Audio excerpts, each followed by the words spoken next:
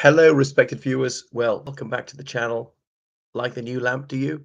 Anyway, so the Gaza ceasefire is going to come into effect tomorrow morning at 8:30 a.m. local time, and that is something to be celebrated. But my goodness, it's a long time overdue. So this war has been going on since the 7th of October, 2023. So it's at one year and 3 months and some odd days.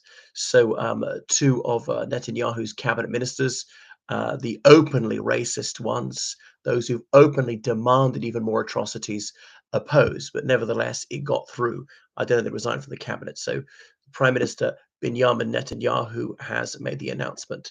So it's sickening that Israel, which says it's democracy, which trumpets its so-called superb record on human rights, has someone who's been indicted by International Criminal Court as their prime minister. Wow. Now, in fairness, there is a huge swathe of Israeli society which abominates Netanyahu. So yes, we could go back to the 7th of October and the murder of hundreds of Israeli civilians. Since then, there's been the murder of tens of thousands of Palestinian civilians. Which is worse? Now, this conflict didn't start on the 7th of October, 2023. It goes back decades. It goes back almost a century. And it's little sense to say who started it. So I'm very glad hostages are being freed. I'd like them all to be freed. Likewise, I'd like Palestinians in Israeli prisons to be freed. So some of them are militants, terrorists, many would call them. Many are not. Some are children and so on, detained without trial or charge for years. There's been the wide-scale use of torture on both sides. The Israelis have said that Israeli women who were kidnapped by Hamas were raped. I don't know if that's true or not. It might be true, but it's just been accepted uncritically by much of the Western media. So 33 Israeli hostages to be set at liberty, hundreds of Palestinian prisoners to be set at liberty. It's going to phase over the next 6 weeks. More humanitarian aid to be brought in. Of course, humanitarian aid must never be contingent on behavior of people like Hamas. The Israeli government has repeatedly made it dependent on Hamas doing things, refraining from doing things, again, which is illegal, which is another gross breach of international humanitarian law. Since the ceasefire was announced, not hadn't begun, but since it was announced, 128 Palestinians killed, most of them civilians. Almost every hospital in Gaza has been attacked. Almost every clinic in Gaza has been attacked. Almost every school in Gaza has been attacked. Most residential buildings have been damaged, if not destroyed. It's just staggering. Aid workers have been willfully murdered by the Israeli so-called defense force, knowing they're aid workers, killing them anyway. Journalists, that carload of British aid workers, the United Kingdom, one of Israel's strongest allies, they told the IDF where they were going, when they were going, which vehicle they were in. They were killed anyway. That is no mistake. They knew exactly what they were doing. That is murder. And which mainstream British politician spoke out against them? Some people on the fringes, like George Galloway did or Jeremy Corbyn did, but it's staggering that the United Kingdom should accept the murder of its citizens, be slapped in the face, and say thank you, sir. Wow, wow. Okay, so Israel's entitled to fight Hamas, but that doesn't mean that they can throw international law, human rights out the window. So Palestinians have been detained by the IDF, have been openly tortured and humiliated on camera, with the IDF knowing this is being filmed.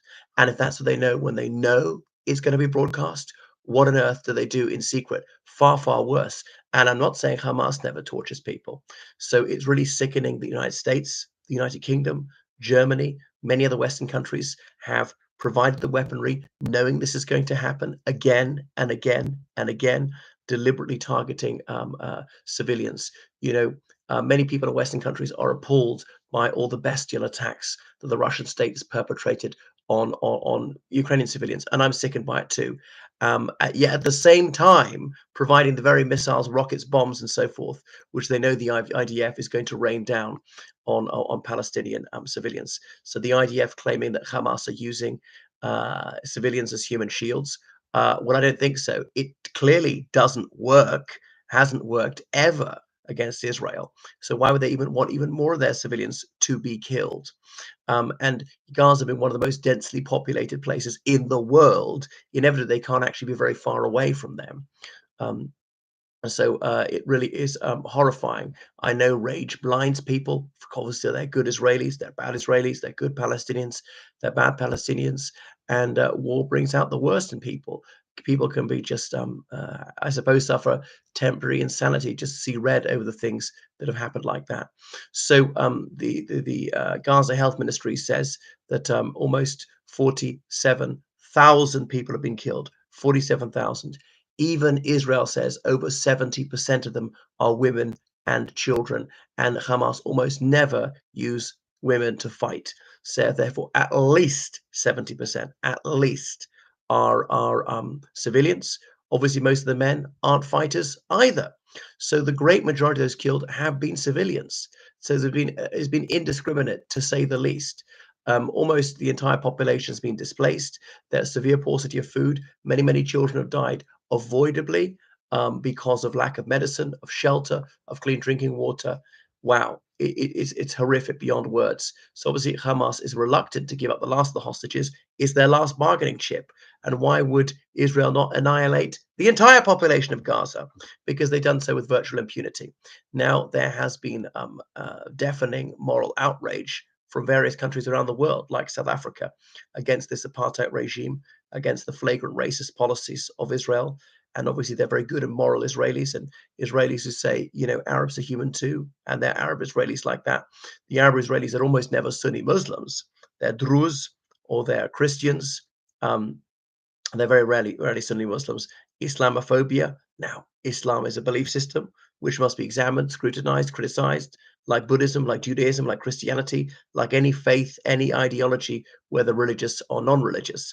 But to say that all Muslims are bad, or great most Muslims are bad, or if you're Muslim that you're, you know, mostly generally bad, that is bigotry. It's not racism, it's religionism, to coin a word. And I'm afraid that sort of discourse is very common in Israel, just as Judeophobia, anti-Semitic bile is sadly widespread in the Muslim world and indeed the Arab world. I know Arab and Muslim are not the same thing. Now Netanyahu says that he may well begin the war again. And so what else? I'm very glad that Egypt, Qatar, and the United States have been able to bolster this deal. But I mean, more Palestinians need to be evacuated. I'm very glad the Republic of Ireland. You know, I'm a very stern critic of the Irish government, but we've accepted very sick and injured Palestinian children for medical treatment, and I'm very proud as an Irishman that we've done the right thing. And I don't want all the Gazan Palestinians to be driven out of their homes, but that might be better than being butchered in huge numbers. It's sad. It's absolutely outrageous what has happened. It is a screaming injustice. The Palestinians have suffered the most horrific cruelty and oppression over over many decades. And obviously, Israel's faced threats. But wait a second, Israel's a nuclear power. Israel's armed to the teeth. The Israelis are always boasting about them having absolute pinpoint accuracy, the most up to date weaponry. How on earth can Hamas, with a few rockets and small arms, be an existential threat to Israel, which is armed to the teeth? It's not. I mean, it could kill a few hundred Israelis, and yes, that's terrible, but there's no way they're ever going to wipe Israel out. I don't want Israel to be wiped out. Is Palestine's been partly wiped out already? The illegal occupation of the West Bank, more and more of the land stolen, is armed robbery. I mean that in an absolute literal sense. Frank racist policies, roads in which Arabs are not allowed to drive, only Jews are allowed to drive, and so forth. And of course, Jews are driven out of Araby, out of Egypt, Iraq, other Arab lands after 1948. That was appalling too. And there ought to be restitution of property and right to citizenship and right to return for Arabs and Jews, everyone who's been driven out of his or her home since 1948 in the Middle East. Whereas if you're a Palestinian who was driven out at gunpoint in 1967, you've got no right to return to your home at all. On the other hand, if you've got a fraction of Jewish blood, then you could go and claim Israeli citizenship almost immediately under the so-called right of return. Is grossly illogical. So I wish there were peace with justice, but we live in a very unjust world where the most appalling, sickening, sadistic criminals are hugely rewarded. Crime so often pays.